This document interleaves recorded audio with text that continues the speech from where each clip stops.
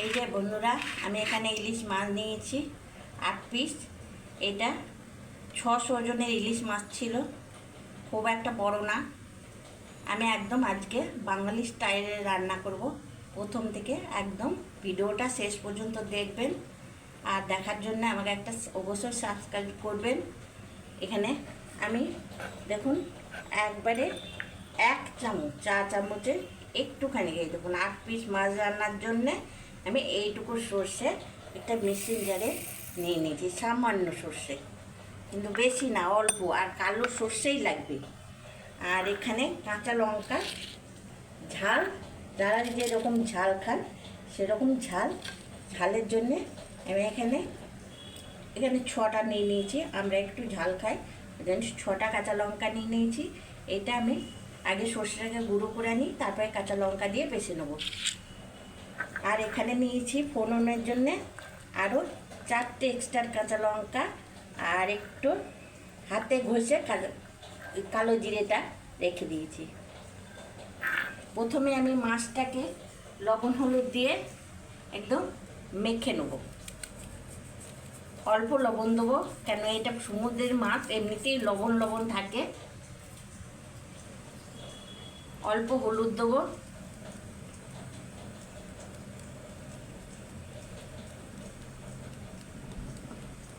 হলুদ দিয়ে ভালো করে একটু মেখে একটু রেস্টে রেখে দেবো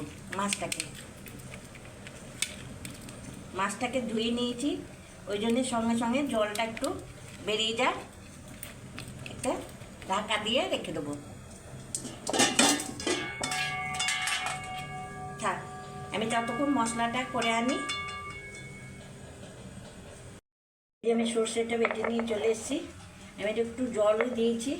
আমি এটা একটা ছাঁকনি নিয়েছি, ছাঁকনিতে করে আমি সর্ষেটাকে পুরো জল দিয়ে ছেঁকে নেব, পুরোটাই জল দিয়ে ছেঁকে নেব। সর্ষের মধ্যে থেকে কত ছিবড়ো বেরোবে, সেই ছিবড়োগুলো খেলেও অসুখ করবে, আবার তোমার দেখতেও ভালো লাগবে না। দেখুন, আমি আরও জল দিয়ে ছেঁকে নেবো এগুলো ভালো করে। দেখিয়ে দিচ্ছি, পুরো জল দিয়ে ভালো করে ছেঁকে নিয়ে, এই যে আমি ছেঁকে নিয়েছি। এরকম কতটা ছিবড়ে বেরোনো দেখুন। এগুলো খেলে কিন্তু পেটেও গ্যাস অম্বলের ভয় থাকে। এগুলো যাদের খুব গ্যাস অম্বল হয়, এটা ছেঁকে খেলে কিছুই হবে না। এইটা ফেলে দেবো, আমি একদম নেবো না, এই জলটাই দেবো শুধু।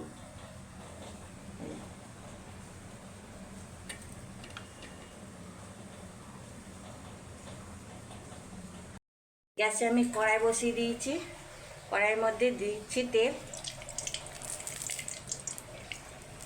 আমি মাছগুলোকে ভাজার মতো তেল দিয়ে দিচ্ছি।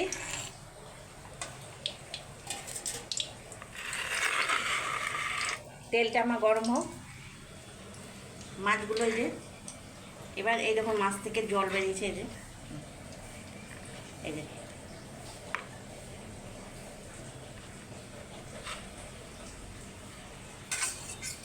এই মাছগুলো আমি একটা জায়গায় তুলে নেবো, জলগুলো ঝরিয়ে ঝরিয়ে।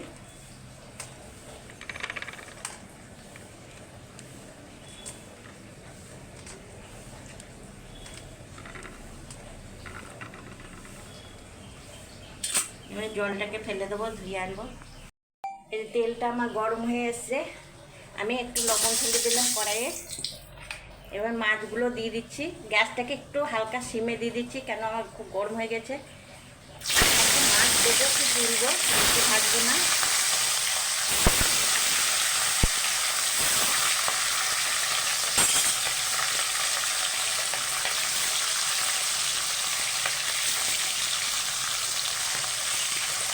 এপিট ওপিট করেই একদম মাছটাকে তুলে নেব, একদম ভাজবো না। আমার বাবা বলতো ইলিশ মাছ ভাজলে টেস্ট থাকে না।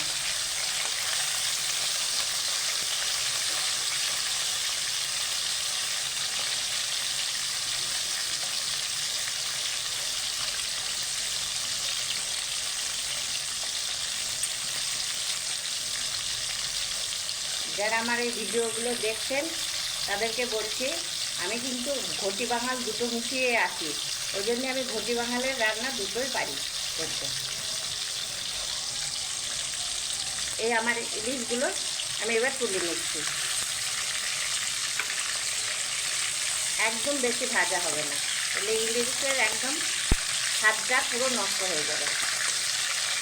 এই একটা একটা করে আমি তুলে নেব। যখন ঝোল বানাবো তখন আরেকটু ইলিশটাকে ভেজে নেব সামান্য। আজকে ঝোল হচ্ছে না, একদম বাঙালি স্বাদের ইলিশ হচ্ছে।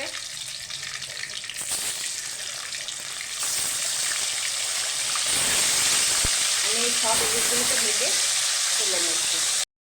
এই যে মাছগুলোকে ভেজে তুলে নিয়েছি, এবার আমি দিয়ে দিচ্ছি এই যে কালো জিরেটা। প্রথমে কালো জিরেটা হাতে ডলিয়ে রেখেছিলাম ঘষটিয়ে, এটা দিয়ে দিলাম। আর দুটো চেরা কাঁচা লঙ্কা দিলাম সেন্টের জন্য।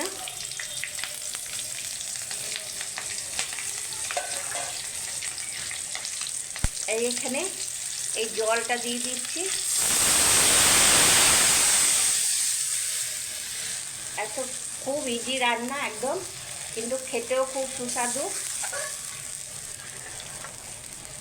আমি এখানে বেশি জল অ্যাড করব না, একদম হালকা পাতলাই হবে।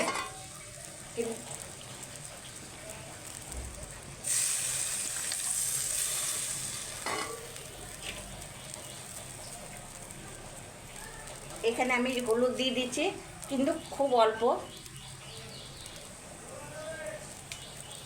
আর পরিমাণ মতো লবণ দিয়ে দিচ্ছি।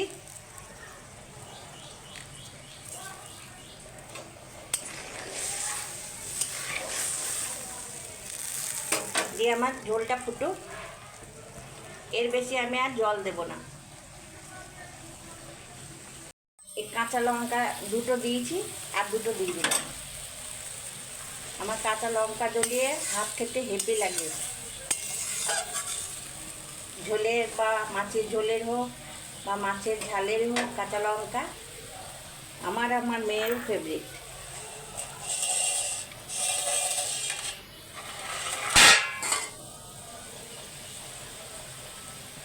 আমার এই ঝোলটাও ফুটে গেছে, এবারে মাছগুলোকে দিয়ে দিচ্ছি।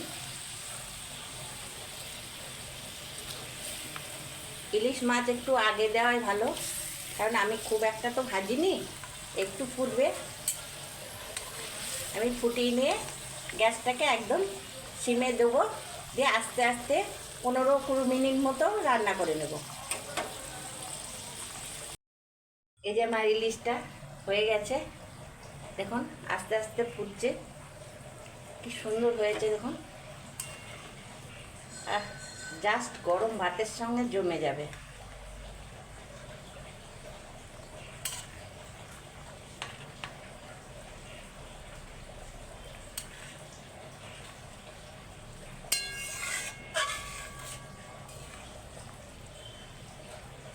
আমাদের বাড়িতে এইভাবে ইলিশ রান্না হয় বেশিরভাগ। আমার ঠাকুমা বলেছি যে বাংলাদেশের মেয়ে, ঢাকার মেয়ে, আমার ঠাকুমা একদম এরকমভাবে মানে মশলা ছাড়াই, কম মশলাই ইলিশ রান্না করে, বলে বেশি স্বাদ হয়।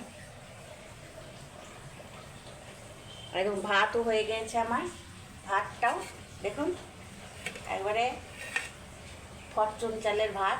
এই যে একদম লম্বা লম্বা সরু সরু ভাত, গরম গরম ভাতের সঙ্গে আর কি ইলিশ মাছের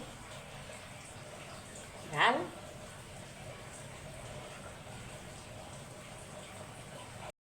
এবারে আমার নামিয়ে নিচ্ছি, আমার কমপ্লিট রান্না। বন্ধুরা, আমার যদি এই আপনাদের নতুন নতুন রান্নাগুলো দেখতে চান, অবশ্যই আমাকে কমেন্ট করবেন, বলবেন কি দেখতে চান, আমি সেটা করে দেখাবো।